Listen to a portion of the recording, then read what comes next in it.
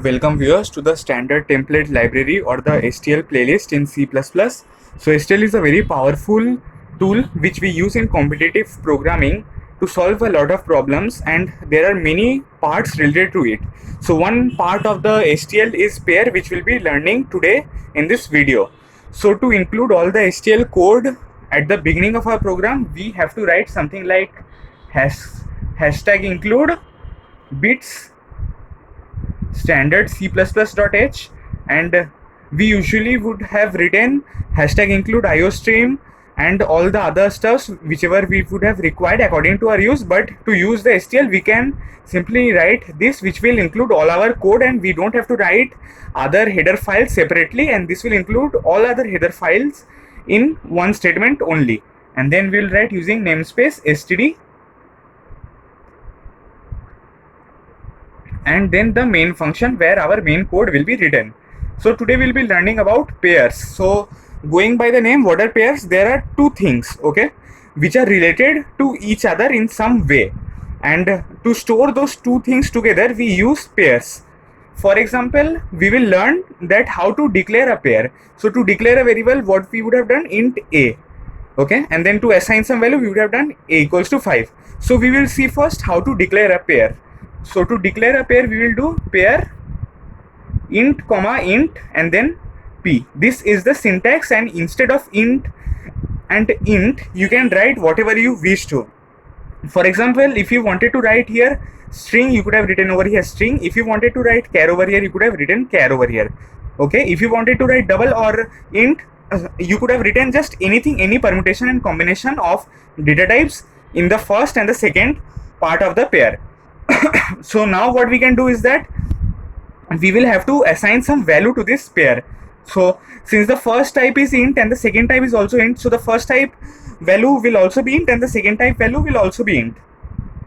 So how we can write something or give a value to this pair? We will do p is equals to 2 comma 2. So this will give one value to p. We could have also done something like this: p is equals to make underscore pair and then 2 comma 2.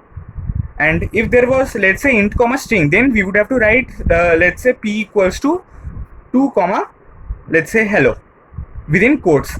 Just the way we would have written string s is equals to hello. Okay, within quotes we used to write hello while declaring a variable s of the string data type. We would have written hello over here if our, instead of int, we had string over here. Okay, so what is one other way to take or give value to it? To take input, we will see what we can do. We can write something like this: p dot first. Simply writing p dot first, which means the variable name dot first will and then we can assign the value like p dot first equals to 2 and then p dot second equals to 2.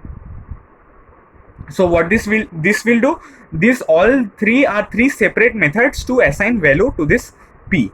Okay, and now what we would have done if we wanted to take input in p. So we would have to take two inputs for the first and the second value. So what we could have done, we could have simply done to take input. So to take input, what we would have done, which means the user will enter the number and then it will be stored in the variable p. Okay, we could have done scene p dot first and then scene p dot second. So these are the ways in which we can take input, and these are the three separate ways, to give the value to the variable p. So for a quick recap, what we will do, this is the syntax of writing pair. The first and the second data type can be anything that you want, and then how can we declare the values, or we can give values to p which has been declared at the beginning. We can write within brackets 2 comma 2, or we can write make underscore pair 2 comma 2, or we can do p dot first equals to 2 or p dot second equals to 2. Okay, just the way like we were doing over int a, we are doing pair int comma int, and then to assign values we are doing a equals to 5. Here we are using the brackets. Now to copy let's say we need to create a copy of the pair p. What we can do is that we can write pair int comma int p1 and then in bracket p. Now whatever changes we make in p1 won't affect p, but what if we want the changes that we make in p1 to be affected in p? What we can do? So before that, we will see what we would have done in the normal variables case. Let's say int a was equals to 6 and then we did int and b is equals to A, and I did B plus plus and then C out A, what would have happened? A would have been incremented by 1 and 7 would have been printed. Why? Because when we use this AND thing before the variable B, we say that this B is a reference to this variable A, which means whatever the changes will be presented in B will be seen in A. So similarly, what we can do over here, we can write something like this: pair int comma int and P1 equals to P, okay, or let's say and P2 equals to P. So if I do now, let's say P2 dot first equals to 3 and then C out P dot first, then what will be the output?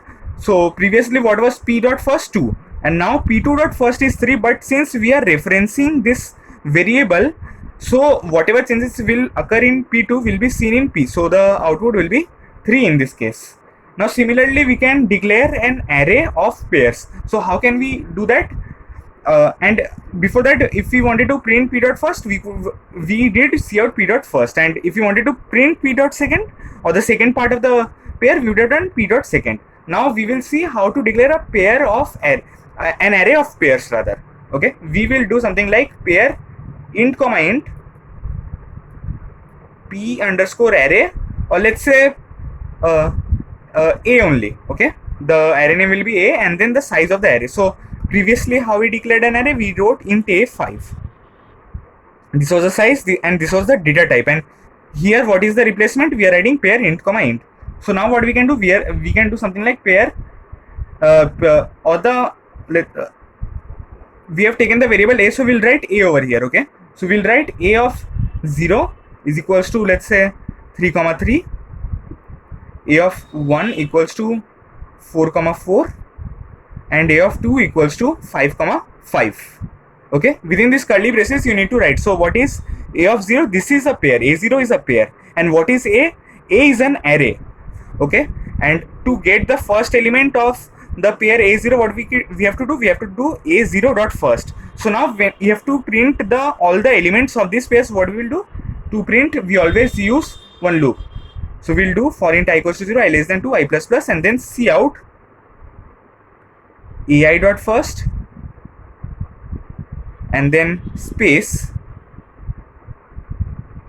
AI dot second. So what this will do? This will simply print the first elements of each pair. So at the first A0 dot first 3 will be printed, and A0 dot second 3 will be printed, and then A1 dot first and then A1 dot second, and similarly all the array elements will be printed.